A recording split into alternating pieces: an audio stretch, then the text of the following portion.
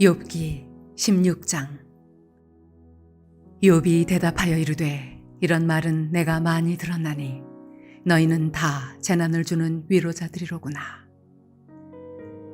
헛된 말이 어찌 끝이 있으랴. 네가 무엇에 자극을 받아 이같이 대답하는가. 나도 너희처럼 말할 수 있나니 가령 너희 마음이 내 마음자리에 있다 하자. 나도 그럴듯한 말로 너희를 치며 너희를 향하여 머리를 흔들 수 있느니라. 그래도 입으로 너희를 강하게 하며 입술의 위로로 너희의 근심을 풀었으리라. 내가 말하여도 내 근심이 풀리지 아니하고 잠잠하여도 내 아픔이 줄어들지 않으리라. 이제 주께서 나를 피로하게 하시고 나의 온 집안을 패망하게 하셨나이다. 주께서 나를 시들게 하셨으니 이는 나를 향하여 증거를 삼으심이라. 나의 파리한 모습이 일어나서 대면하여 내 앞에서 증언하리이다. 그는 진노하사 나를 찢고 적대시하시며 나를 향하여 이를 갈고 원수가 되어 날카로운 눈초리로 나를 보시고 무리들은 나를 향하여 입을 크게 벌리며 나를 모욕하여 뺨을 치며 함께 모여 나를 대적하는구나. 하나님이 나를 악인에게 넘기시며 행악자의 손에 던지셨구나. 내가 평안하더니 그가 나를 꺾으시며 내 목을 잡아 나를 부서뜨리시며 나를 세워 관역을 삼으시고 그의 화살들이 사방에서 날아와 사정없이 나를 쏘므로 그는 내 콩팥들을 꿰뚫고 그는 내 쓸개가 땅에 흘러나오게 하시는구나. 그가 나를 치고 다시 치며 용사같이 내게 달려드시니 내가 굵은 배를 꿰매어 내 피부에 덮고 내 뿔을 티끌에 더럽혔구나. 내 얼굴은 울음으로 붉었고 내 눈꺼풀에는 죽음의 그늘이 있구나. 그러나 내 손에는 포악이 없고 나의 기도는 정결하니라. 땅아, 내 피를 가리지 말라. 나의 부르짖음이 쉴 자리를 잡지 못하게 하라. 지금 나의 증인이 하늘에 계시고 나의 중보자가 높은 데에 계시니라. 나의 친구는 나를 조롱하고 내 눈은 하나님을 향하여 눈물을 흘리니 사람과 하나님 사이에와 인자와 그 이웃 사이에 중재하시기를 원하노니 수년이 지나면 나는 돌아오지 못할 길로 갈 것임이니라.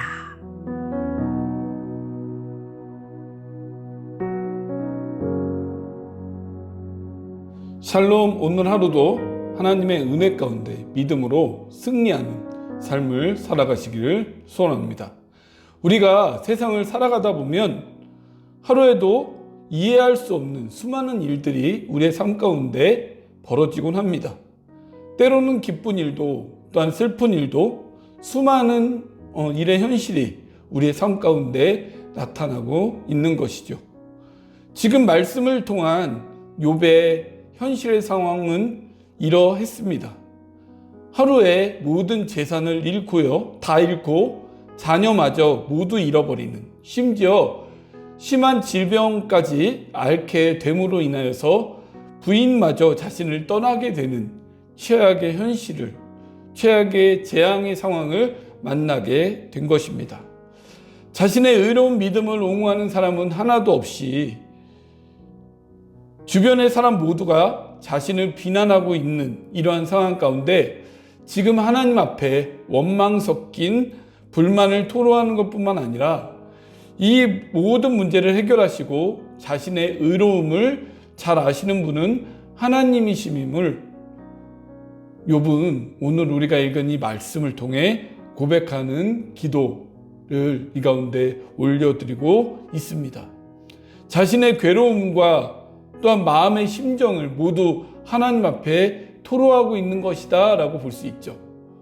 원망 섞인 그 말도 하지만 결국에는 자신의 모든 그 심정 가운데서 하나님이 자신의 중보자 되시고 중재자가 되어 달라고 하는 그런 고백에까지 이른 이 말씀의 상황들을 봤을 때에 자신의 모든 심정과 이 괴로움을 하나님 앞에 토로하고 있는, 사람 앞에 일일이 그것을 반응하고 대응하는 이런 부분들이 아니라 하나님 앞에 고백하고 있는 것을 우리는 말씀을 통해 보게 됩니다. 모든 일에는 우연이 없습니다. 사람의 입장에서는 닥쳐온 시련이나 좋은 일들이 우연으로 이루어지는 것 같지만 그 모든 일 속에는 하나님의 필연이 있다라는 것입니다. 하나님의 섭리 역사가 그 가운데 있다라는 것이죠. 즉 인간이 만나는 모든 현실에는 하나님의 주권 또한 섭리 역사가 있다는 사실을 우리가 기억해야 합니다. 내 생각에는 이해되지 않는 현실과 상황일지라도 우리가 그 가운데 있는 이 하나님의 주권과 섭리 또한 역사가 있음을 생각한다면 그 안에 그 가운데 이루실 모든 이 하나님의 역사를 기대함과 소망함으로 자신의 상황을 잘 대처할 수 있게 될 것입니다. 이런 기준 가운데서 오늘 욥은 이렇게 고백하고 있습니다. 1절부터 16절까지는 자신이 만난 재앙에 대한 하나님께 향한 원망과 불평의 호소가 그 가운데 담겨져 있고요. 17절부터 22절까지의 말씀은 그럼에도 이 가운데 하나님을 향한 이 기도의 고백을 통해서 하나님만이 이 문제를 해결해 주실 수 있고 자신의 중재자가 되며 중보자가 되심을 이 말씀 가운데 고백하고 있는 장면을 우리가 보게 됩니다. 특별히 우리 이 시간은 19절부터 22절에 나타난 이 욥의 고백을 보면서 그렇다면 우리에게 주시는 교훈은 무엇인가? 우리는 어떻게 기도하며 하나님 앞에 고백하며 나가야 할 것인가를 우리가 말씀을 통해 교훈을 얻는 시간이 되고자 합니다. 첫째로 욥의 고백은 하나님이 중보자 되심을 고백하고 있는 내용입니다. 19절 말씀에 나타나 있는데요. 지금 자신의 친구들은 자신의 이 재앙이, 욥이 만난 이 재앙이 죄로 말미암은 결과다라고 생각하면서 주장함으로 욥의 주장을 반박하면서 또한 비난과 조롱하고 있는 부분이지만 욥이 하나님 앞에 하고 있는 이 19절의 고백은 자신의 사람들은 욥이 처한 환경과 그 세상의 기준과 눈으로 보고 판단하지만 하나님 앞에서의 자신의 모습이 또한 삶이 어떠했는지에 대해서 하나님만이 아신다라고 하는 이 확신과 함께 자신의 이 의로움을 증명하실 분이 오직 하나님이심을 고백하고 있다라는 것입니다. 이 중보자는 비단 욥에게만 해당하시는 분은 아닙니다. 지금 이 현실을 살아가는 우리에게도 해당됩니다. 이 하나님은 하나님 앞에 나아갈 수 없는 죄인인 우리 인간을 위해 죄가 없으신 예수님을 보내주셔서 불목의 관계에서 화목한 관계로 바꿔주시고요. 죄인의 모습에서 의인의 모습으로 변화시켜 주셨습니다. 그렇기 때문에 우리가 예수 그리스도를 통해 감히 하나님 앞에 나아갈 수 있게 된 것이죠. 이러한 은혜를 생각하면서 우리가 만나고 있는 현실 가운데 누구보다 우리를 또한 우리의 생각을 또 우리의 현실을 잘 아시는 분이 우리 하나님이심을 우리가 기억해야 할 것이고요. 또한 그 속에서 우리에게 주어진 현실에 그 하나님의 뜻에 순응하며 생활하는 우리의 삶이 되어야 할 것입니다.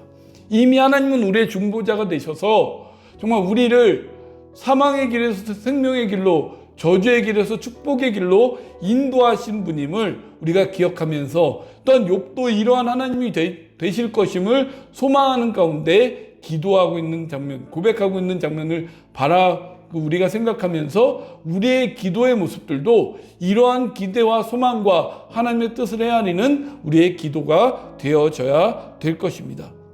둘째로 욥의 기도는 하나님을 향하여 눈물을 흘리는 고백입니다. 20절의 이 욥의 기도의 장면을 보게 되면 이사야 38장 2절에 나타난 히스기야 왕의 면벽 기도를 떠올리게 됩니다. 상황은 다르지만 자신의 현실을 바라보면서 절망하고 낙심하는 모습이 아니라 자신의 현실이 최악의 현실이지만 그럼에도 불구하고 자신의 시선이 하나님께만 있는 이러한 부분들로 오직 그 문제를 하나님 앞에 붙잡고 매달리면서 하나님을 의지하며 기도하고 있는 이 내용인 것입니다. 지금 우리의 시선은 어디를 향하여 있습니까? 눈앞의 현실과 상황은 결코 우리를 위로해 주거나 만족시켜 주지 못한다는 사실을 우리는 기억해야만 합니다. 욥의 친구들도 욥의 상황을 듣고 위로해 주러 왔지만 그 위로가 오히려 비난이 되고 조롱이 되지 않았습니까? 개개인의 현실과 상황은 모두 다 다르지만 눈앞에 있는 현실과 상황만을 바라보게 되면 그 안에 우리는 절망하고 좌절하고 하나님 앞에 원망과 불평함으로 나아가는 우리의 인생뿐이 되지 않는다라는 것입니다.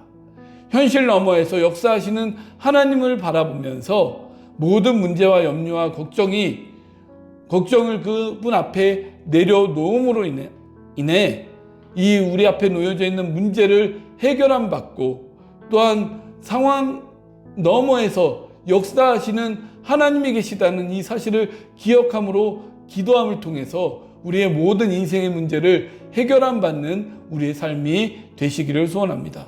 셋째로 욥의 기도는 하나님만이 중재자 되심을 고백하고 있는 기도의 내용입니다. 21절에 있는 내용인데요. 앞에서 언급하였듯이 하나님의 중보의 역사는 예수 그리스도를 통하여 이루어 주셨습니다. 불목에서 화목으로, 죄인에서 의인으로, 진노의 자녀에서 하나님의 자녀로 바꾸어 주신 것입니다. 그와 더불어 욥은 이러한 하나님께서 자신의 주변에 처한 상황에 중재자 되심을 요청하고 있습니다. 이것은 자신이 처한 상황을 잘못 보고 있는 친구들이 하나님의 중재로 바른 믿음의 눈으로 보고 자신의 죄로 인해 겪는 고난이 아닌 까닭 없는 하나님의 뜻 가운데 이루어진 고난과 재앙임을 보고 판단할 수 있게 달라고 하는 고백이다라고 할 수 있습니다. 즉 하나님께서 욥, 즉 자신의 삶의 변호사가 되어주시고 증인이 되어서 잘못 판단하는 자들에게 자신의 의로움을 증명해 달라는 고백인 것입니다. 하나님은 우리 삶의 증인이시지만 우리도 하나님의 증인이 되어야 합니다. 삶으로 증명하는 믿음의 모습이 되어야 하는 것이죠. 그럴 때에 하나님은 우리의 의로운 삶을 세상 가운데 증명해 주시며 또한 하나님을 증명하는 삶으로 인해 하나님도 영광을 받으시게 된다는 것입니다. 이 욥의 고백이 나의 고백이 되고 욥의 삶이 나의 삶이 되어서 하나님으로 인해 인생의 문제를 해결함 받고 더 나아가 하나님을 증명하는 삶이 되어서 하나님의 축복을 받고 또한 하나님의 영광을 나타내는 우리의 인생이 되시기를 간절히 소원합니다. 기도하겠습니다. 하나님 감사합니다. 하나님은 우리의 중보자 되십니다. 하나님은 우리 인생의 중재자 되십니다. 우리가 날마다 눈물로 하나님 앞에 우리가 서며 상황을 바라보면서 좌절하고 절망하는 우리의 인생이 아닌 그 너머에서 역사하시며 인도하시는 하나님을 바라보면서 우리가 끝까지 믿음을 지키며 하나님만을 의지하고 신뢰하며 기도의 자리를 지키고 믿음의 자리를 지키며 나아가는 우리 인생이 되게 하여 주옵소서. 그리하여서 우리가 그러한 모습을 통해 세상에서 하나님을 증명하는 삶이 되게 하여 주시고 하나님도 우리의 삶을 증명하는 그런 우리의 인생이 되어서 정말 우리가 날마다 걸어가는 길마다 승리하는 삶이 우리 가운데 있게 하시고 또 우리 가운데 하나님의 축복을 얻는 그런 인생의 삶이 될 수 있도록 인도하여 주옵소서. 하나님의 귀한 은혜 감사드리며 사랑이 많으신 예수님의 이름으로 기도하옵나이다. 아멘.